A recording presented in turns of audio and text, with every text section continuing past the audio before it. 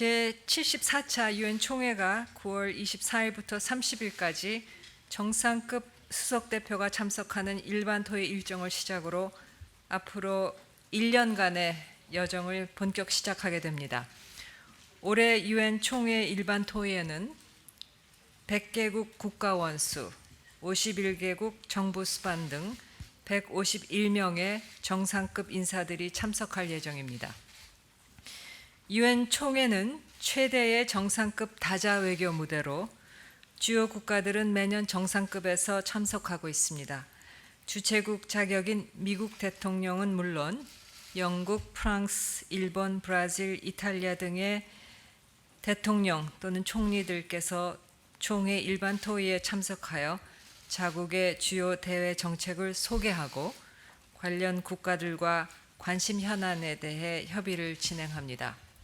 유엔 총회는 별도의 시간을 들이지 않고도 자연스럽게 주요국 지도자들이 만나서 양자회담을 가질 수 있는 최적의 기회입니다. 잘 아시다시피 이번 총회에서는 대통령님께서 미국, 호주, 폴란드, 덴마크 정상들을 만나실 예정인데 한반도 평화 프로세스를 비롯한 우리의 주요 정책에 대한 상대국의 이해를 높이고 주요 우방국들과 협력과 지지 기반을 다지는 유용한 계기가 될 것입니다. 문재인 대통령은 한국 대통령으로서는 처음으로 3년 연속 유엔 총회에 참석하시는 것입니다. 과거 우리 대통령은 임기 중 한 번 또는 두 번의 총회에 참석해 왔습니다만 이번에 3년 연속 참석하기로 한 결정에는 이제는 우리 정부도 국제 무대에서 우리나라의 위상과 기여에 걸맞는 책임과 역할을 해야 한다는 의지가 반영되어 있습니다. 특히 금년은 유엔에 대한 우리의 재정 기여가 10위권에 접어든 해입니다. 유엔 정규 예산 기여도는 11위, PKO 예산에는 10위가 되었습니다. 주요 재정 기여국에 걸맞은 책임도 커졌습니다. 우리나라가 글로벌 현안 논의에 더 적극적으로 참여하고 규범 형성에 보다 주도적으로 나서주기를 바라는 국제사회의 기대도 빠르게 커지고 있습니다. 경제 대외 의존도가 높은 우리로서는 규범에 기반한 다자주의 질서를 지지하고 다자 무대에 적극 참여하여 규범 형성 과정에 우리의 목소리를 내는 것이 곧 국익에 직결되는 일입니다.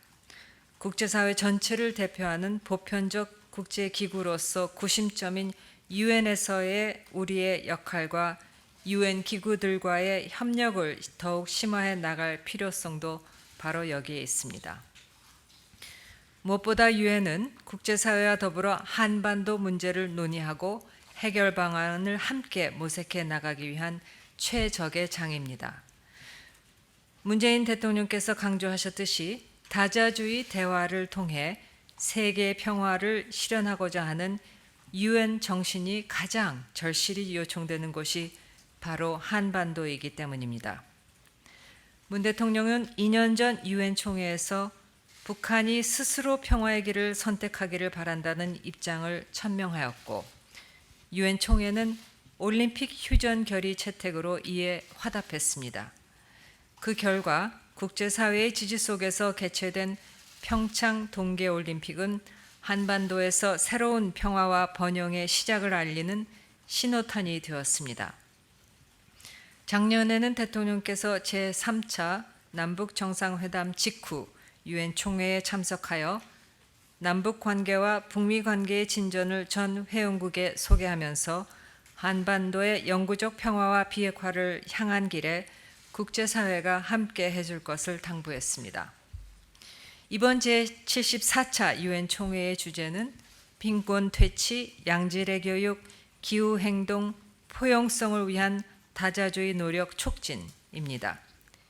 기후변화, 테러, 난민, 보건 등 국경을 초월하는 도전에 대응하기 위한 다자주의적 노력이 그 어느 때보다도 절박하게 요구되는 상황입니다. 우리 정부는 이번 총회 고위급 회기에서 평화, 인권, 개발이라는 유엔의 보편적 가치를 모범적으로 실천하는 나라로서의 위치를 분명히 부각시키고자 합니다.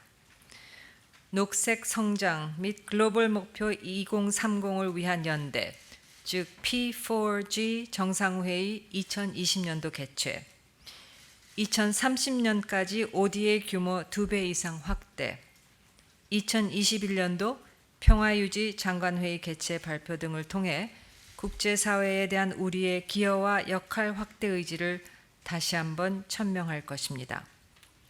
이번 문재인 대통령의 유엔 총회 참석은 유엔이 지향하는 다자주의에 대한 지지를 표명하고 주요 글로벌 이슈에 대한 기여 의지를 분명히 함으로써 국제사회에서 신뢰받는 중견국으로서 우리의 위상과 입지를 확고히 하는 계기가 될 것으로 생각합니다. 감사합니다.